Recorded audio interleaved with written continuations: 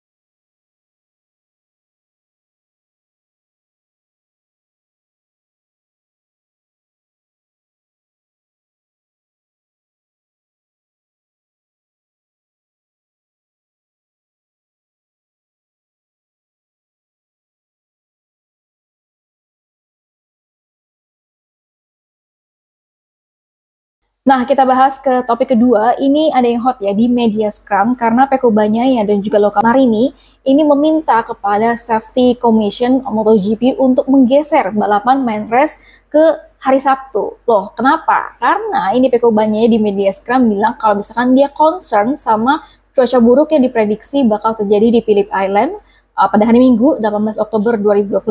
Pecco pun juga bakal ngomong soal ini ke Safety Commission dan meminta balapan hari Minggu itu ataupun balapan main race-nya ditukar ke hari Sabtu. Ini pun juga seperti yang terjadi pada MotoGP Australia 2023.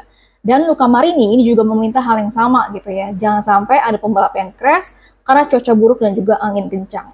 Nah, kalau kita lihat dari prediksi cuaca yang gue lihat di Google Weather gitu ya, dan prediksi angin di Phillip Island tanggal 18 Oktober 2025 ini memang cukup tinggi dibandingin, lebih tinggi ya, lebih tinggi dibandingin dengan hari-hari biasanya, yaitu dengan 45 sampai dengan 50 km per jam. Dan ini juga cukup berbahaya bagi para pembalap tentunya yang bakal balapan di sirkuit Phillip Island, karena sirkuit Phillip Island ini kan uh, benar-benar di pinggir pantai gitu ya. Bukan cuma soal angin, tapi juga terkait dengan cuaca, yaitu suhu dingin ya, itu juga mengganggu para pembalap. Dan pergeseran main race ataupun balapan utama di hari Minggu ke hari Sabtu itu juga pernah terjadi di tahun 2023 gitu. Pada Sabtu waktu itu Sabtu 21 Oktober 2023. Jadi balapan main race-nya itu yang dari hari Minggu ke hari Sabtu, dan juga sprint race-nya itu yang tadinya di hari Sabtu jadi hari Minggu. Tapi ini dengan catatan kalau misalkan kondisi cuacanya bagus, maka di hari Minggu itu sprint race-nya baru bisa dilangsungkan. Nah, belum ada kepastian dari Dorna apakah permintaan dari Peko Banya ini akan dikabulkan atau enggak. Jadi belum ada update-nya.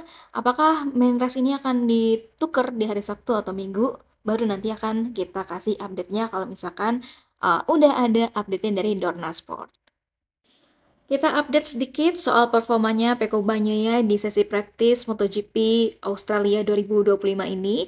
Kalau misalkan Peko Bagnaia tadi bilangnya dia masih aja berkutat seperti masalah yang terjadi di Indonesia ataupun di MotoGP Mandalika. Dan juga dia bilang dia nggak tahu bagaimana harus mendapatkan solusinya seperti itu. Dan kalau misalkan Peko Bagnaia bilangnya dia merasakan hal yang persis sama seperti apa yang terjadi di Mandalika, seperti itu. Dan kalau misalkan tadi kita lihat memang ada beberapa kendala-kendala begitu ya yang dialami oleh Peko Bagnaia, sampai tadi pun Peko Bagnaia juga harus ganti motor ya. Jadi motor pertamanya itu agak kayak shaky banget ketika dipakai, kemudian dia balik ke boxnya dan dia pakai motor keduanya seperti itu. Dan di sini ya Peko Banya juga bilang exactly the same issue. Jadi masalah yang sama banget, persis sama seperti apa yang terjadi di Mandalika. Tapi Peko Banya tentunya ini bersyukur karena dia bisa masuk ke kualifikasi kedua. Dan nanti lihat aja bagaimana di sesi di praktis kedua, kemudian di sesi kualifikasi, sampai dengan di sesi sprintersnya, tentunya Peko Bagnaia juga berharap kalau misalkan ada keberuntungan yang diraih ya oleh Peko Bagnaia di MotoGP Australia ini. Oke, segitu dulu teman-teman untuk update kali ini. Jangan lupa untuk share, like, dan komen. Bye-bye.